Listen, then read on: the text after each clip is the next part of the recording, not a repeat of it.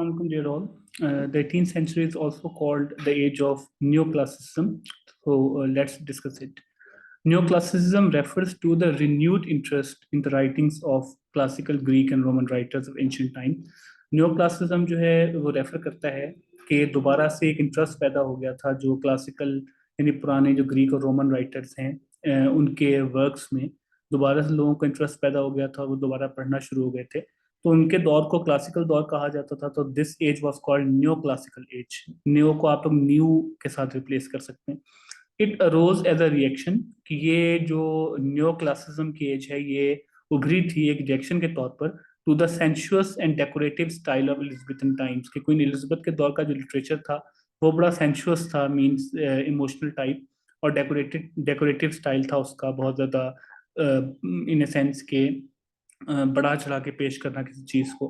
तो ये लोग उसके खिलाफ लिखना शुरू किया। उन्होंने कहा ऐसा नहीं होना चाहिए बल्कि लिटरेचर को क्लासिकल दौर की तरह होना चाहिए। The writers of the 18th century tried to imitate simple and noble methods of the great and classical writers of ancient times like Horace and Virgil।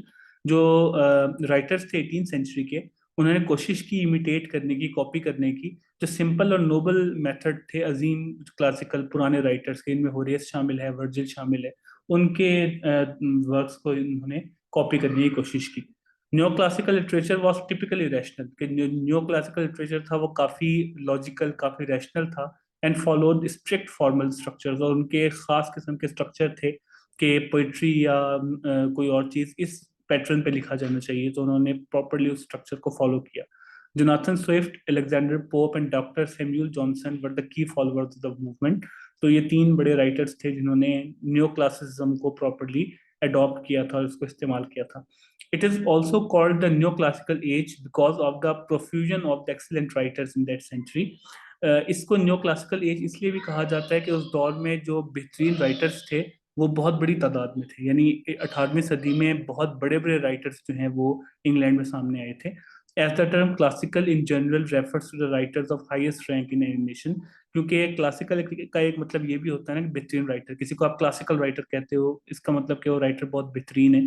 तो उस सेंस में भी इसको न्यो क्लासिसिज्म कहा जाता है कि एक नया क्लासिकल दौर शुरू हुआ था कि बेहतरीन राइटर्स जो है इंग्लैंड में सामने आना शुरू हुए थे।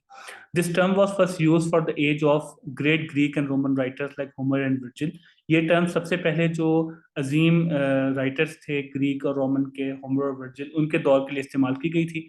As the writers of 18th century tried to copy them, क्योंकि 18th century के राइटर्स ने उनको कॉपी करने की कोशिश की थी। The term was extended to them as well, इसलिए यही टर्म उनको भी दे दी गई। There was abundance of literary production at that time. उस दौर में 18वीं सदी में क्योंकि लिटरेरी प्रोडक्शन की बहुत बहुतायत थी, बहुत बड़ी तादाद में लिटरेरी प्रोडक्शंस जो हैं वो उस दौर में हो रही थी। अब इसकी कैरेक्टरिस्टिक्स हैं। Neoclassical literature is characterized by order, accuracy and structure। ये तीन चीजें बड़ी लाजमी थी उस दौर में कि न्योक्लासिकल लिटरेचर जो भी लिख रहा था, एक तो उसके लिखने में तरतीब होनी चाहिए। एक्यूरेसी मीन्स कि उसको बिल्कुल ठीक होना चाहिए, जिस तरह नॉर्मली छोटी मोटी मिस्टेक्स चल जाती थी पहले के राइटर्स में, वो उन्होंने अवॉइड की। और एक खास स्ट्रक्चर उन्होंने दिया था कि इस स्ट्रक्चर के मुताबिक आप लिखना है। In direct opposition to Renaissance attitude, Renaissance के जो रवैये थे यानी एलिजाबेथन दौर के, उसके बिल्कुल मुखालिफ जाकर where man seen as basically good, जहाँ पर इंसान को ये बताया जाता था कि इंसान बेसिकली अच्छा है। The neo classical writers portrait man as inherently flawed. Neo classical writers ने ये कोशिश की कि वो ये दिखाएं कि आदमी जो है वो अंदर से गलत ही है, फ्लॉड ही है, गलतियों वाला है। They emphasize restrain, self control and common sense. उन्होंने एक तो रेस्ट्रेंट जो है यानी अपने आप को बहुत रोक के मतलब कि कोई एक्स्ट्रा बात ना करना, बिल्कुल सिंपल ऑर्डर में लिखना, उस तरह से उन्होंने कोशिश की। सेल्फ कंट्रोल दिखाया उन्होंने और कॉमन सेंस का मुजाहिरा किया। एग्जाम्पल इसकी एक तो the rape of the lock है अलेक्जेंडर पोप का, वो भी फाइन एग्जाम्पल है न्यो क्लासिक वर्क की।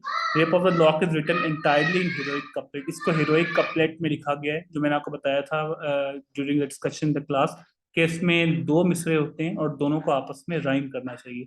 Alexander pops use of heroic couplet demonstrate his neoclassical focus on form and restraint and allows him to display his wit। Alexander Pope का जो heroic couplet का इस्तेमाल है, इसने डिमॉन्स्ट्रेट किया, show किया उसका जो न्यो क्लासिकल फोकस था। यानी उस राइटर के, जाहिर है बेटा ये उस दौर के सारे राइटर्स को रिप्रेजेंट करता है।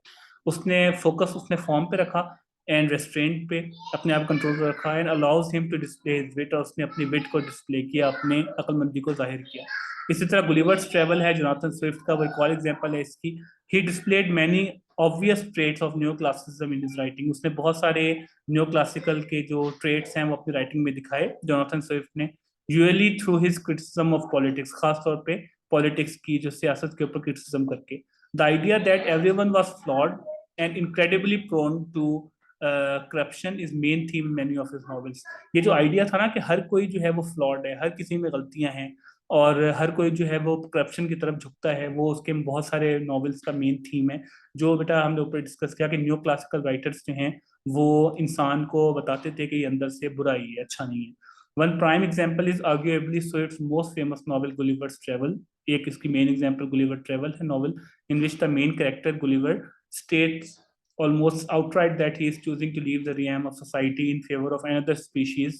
कि उसमें गुलिवर जो मेन राइटर था, मेन सॉरी करेक्टर था, उसने ये सीधा सीधा कहा था कि वो जो सोसाइटी है उसको छोड़ रहा है, एक और स्पीशीज के साथ अब वो रहेगा due to his inability to deal further with horribleness and corruptness of humanity. उसने ये कहा था कि इंसान बड़ा हॉरिबल है, बड़ा करप्ट है, तो मैं इनके साथ नहीं रह सकता, तो मैं किसी और नस्ल के साथ रह लूंगा। जो छोटे छोटे लोग थे उनके साथ रहने चला गया था।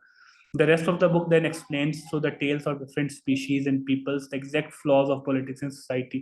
लेकिन बाकी बुक में उसने बताया है मुख्तलिफ कहानियां बयान करके मुख्तलिफ स्पीशीज की और मुख्तलिफ लोगों की, कौमों की, कि पॉलिटिक्स और सोसाइटी में बहुत फ्लॉज हैं। बाद में गुलिवर को पता चला था कि उसके अंदर भी फ्लॉज जो हैं वो मौजूद हैं। ठीक है, तो 18th सेंचुरी को न्यू क्लासिकल एज जो है वो इसलिए कहा जाता है कि एक तो इसमें पुराने जो क्लासिकल राइटर्स थे उनके वर्क्स में दोबारा इंटरेस्ट पैदा हो गया था, लोग उस तरह लिखना शुरू हो गए थे। और दूसरा ये कि इसको क्लासिक न्यू क्लासिकल एज इसलिए भी कहा जाता है कि इस दौर में बहुत अजीम अजीम पोइट जो हैं इंग्लैंड में वो दोबारा पैदा हुए थे, तो देवर कॉल्ड द क्लासिकल राइटर्स। कुछ एग्जांपल्स जिसमें मौजूद हैं जो आपने गौर से देख लेनी है। Thank you so much.